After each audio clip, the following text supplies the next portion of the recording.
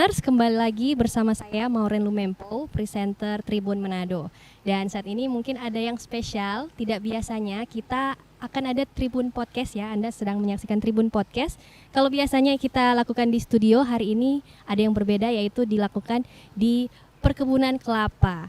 Ya, kalau misalkan Tribuners mungkin kurang tahu ya, di sini adalah BSIP Tanaman Palma yang ada di Mapanget atau di perbatasan Manado Minahasa Utara. Dan saat ini kita semua sudah menghadirkan sosok atau narasumber yang tentunya dari PT Sasa Inti, karena mengingat beberapa atau kemarin hari telah dilaksanakan pemecahan rekor muri di Minahasa Selatan atau di Amurang ya, dan kemudian juga kita baru selesai melakukan cooking demo di BSIP Tanaman Palma ini. Untuk itu kita akan tanya-tanya sedikit terkait dengan kegiatan ini, mungkin maknanya apa, kemudian latar belakang pelaksanaan kegiatan ini seperti apa. Langsung saja kita sapa terlebih dahulu narasumber kita. Yang pertama yaitu Bapak Nanda Fajri Rahmanu selaku Senior Car Manager Coconut dari PT Sasa Inti. Halo, selamat siang Tribuners semuanya. Kemudian di sini juga telah hadir Ibu Rida Atmianti selaku Head of Stakeholder Relation dari PT Sasa Inti. Halo Bu, apa kabar? Apa kabar? Halo Tribuners, halo Sasa Geng. Yo, Sasa Geng ya sebutannya. Bu. Oke, sudah dari hari apa nih Bu di sini? Kita di sini dari hari Senin ya? Senin. Ya, Senin. Iya, Dari hari Senin ya, Bu? Kalau dari Ibu Rida sendiri ini bukan pertama kali kan Bu ya ke sini? Bukan pertama kali. Pak Nanda gimana Pak? Ini saya baru sekali. Baru Ya, sekali. langsung jatuh cinta sama Manado. Oke deh, jadi kesannya langsung jatuh cinta ya Iya. pertama kali datang ke Manado. Iya. Nah oke Bu, langsung saja mungkin saya mau tanyakan pertama event yang kemarin nih Bu. Kan heboh tuh karena memang pemecahan rekor muri di Minahasa Selatan itu tentang olahan yang bersantan terbanyak ya. Itu seperti apa sih Bu? Kemarin kegiatannya itu sebetulnya kita mau menggandeng UMKM. Tujuannya sebenarnya tujuan pertamanya adalah memperkenalkan pabrik Sasa Santan ada di Minahasa loh. Ada di Minahasa. Jadi kita menciptakan kebanggaan ya Pak Nanda. Betul. Ya. Kan lucu juga ya Bu, ada satu produk yang bahkan sudah sampai mendunia, sudah diekspor. Kemudian produknya juga bagus, tapi masyarakatnya sendiri tidak tahu bahwa di sana ada hal yang sangat luar biasa ada di kotanya, seperti itu. Jadi sebenarnya pabrik olahan santan kelapa itu ya di Minsel Bu. Iya, pabrik Sasa Santan ada di Minahasa Selatan, Yes. di Desa Radei. Di Resa Rade. Jadi Di mungkin Amurang. masih Di banyak Amurang. yang belum tahu ya. Bu. Betul, Iya. betul. Jadi dengan kegiatan seperti kemarin itu jadi kesempatan kita untuk bisa memperkenalkan, untuk bisa berkenalan secara langsung ke rakyat Amurang spesialnya.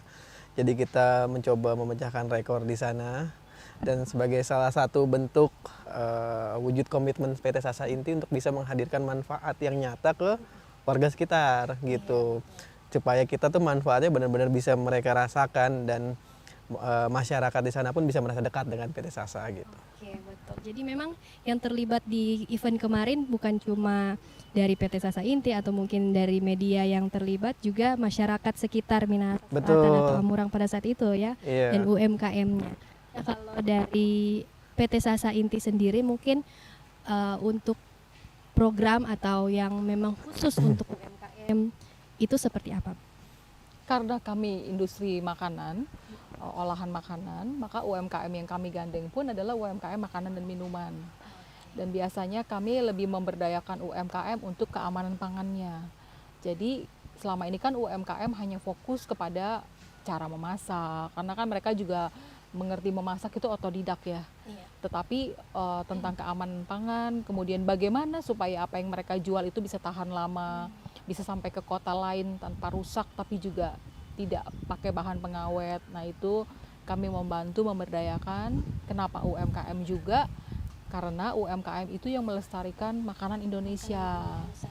Dan Sasa ini asli dari Indonesia.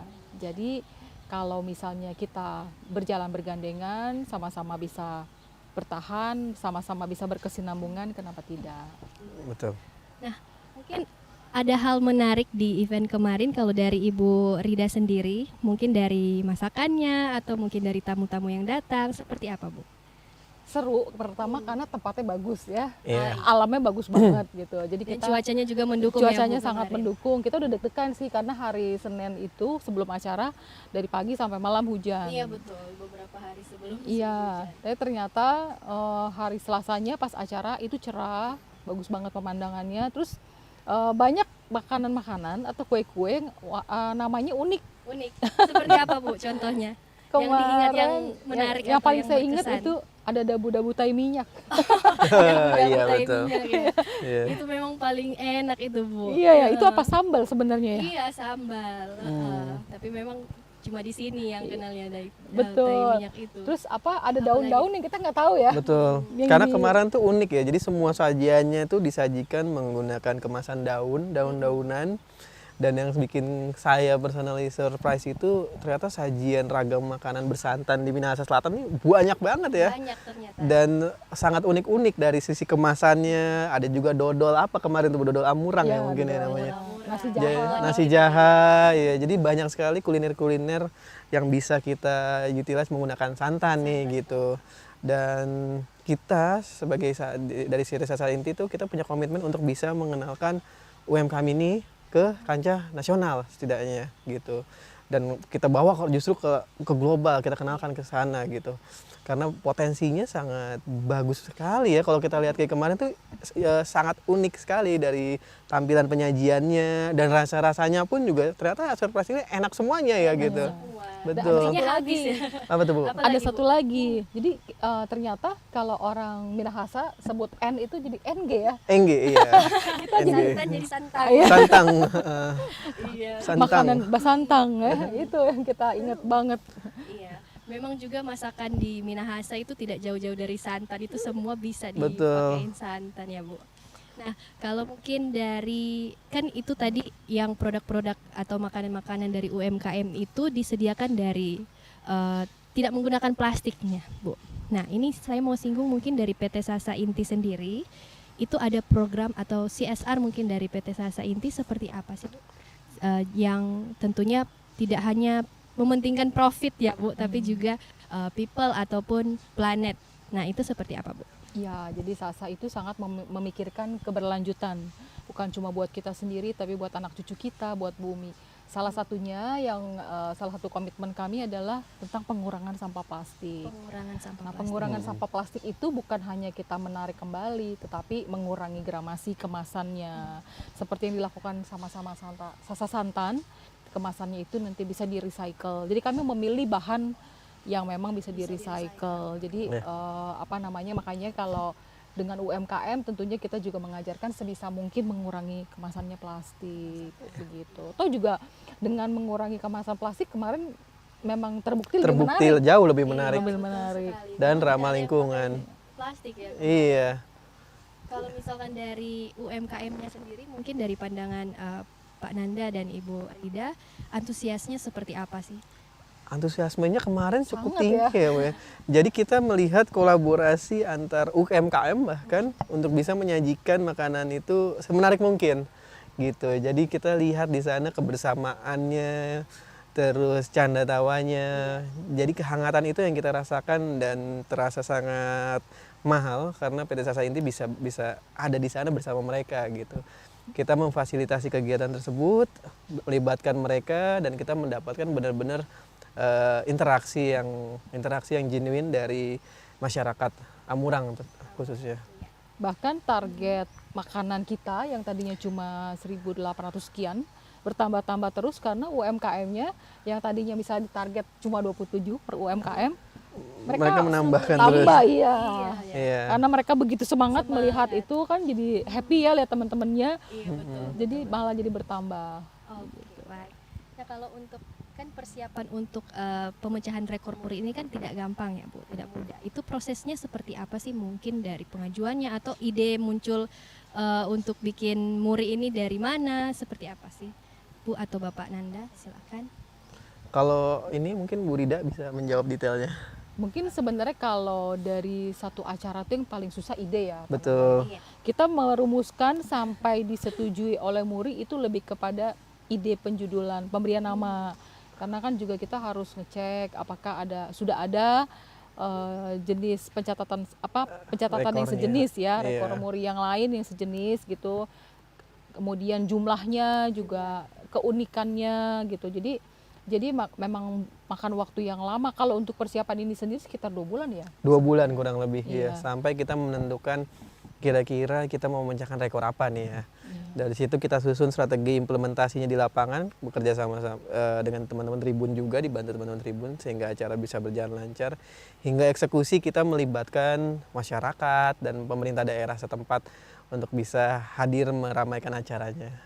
Jadi kurang lebih 2 bulan Kurang lebih 2 bulan. mempersiapkan ide, kemudian proses perjalanannya Iya. cukup panjang dan akhirnya sukses kegiatannya Betul. kemarin hari. Dan juga dihadiri oleh pemerintah ya Bu, Iya. mulai Iya. dari bupati, wakil bupati, banyak yang hadir.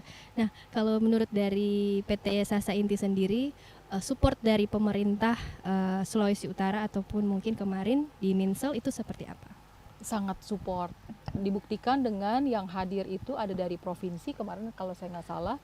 Kemudian ya Pak Bupati juga hadir, Wakil Bupati bahkan hadir, Kepala Dinas, Kepala kemudian Kejaksaan. Kepala Kejaksaan. Wah luar biasa ya kemarin Iya. ya mereka datang.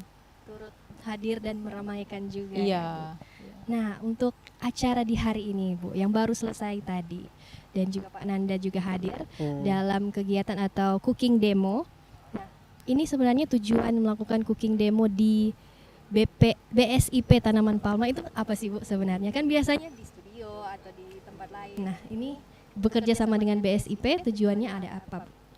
Karena kan kita sebenarnya mau kita tegaskan di sini Sasa Santan aslinya santan. Betul. Kita mau menegaskan bahwa Sasa Santan memang asli. Memang asli dan kalau kita bicara soal asli harusnya dari kelapa.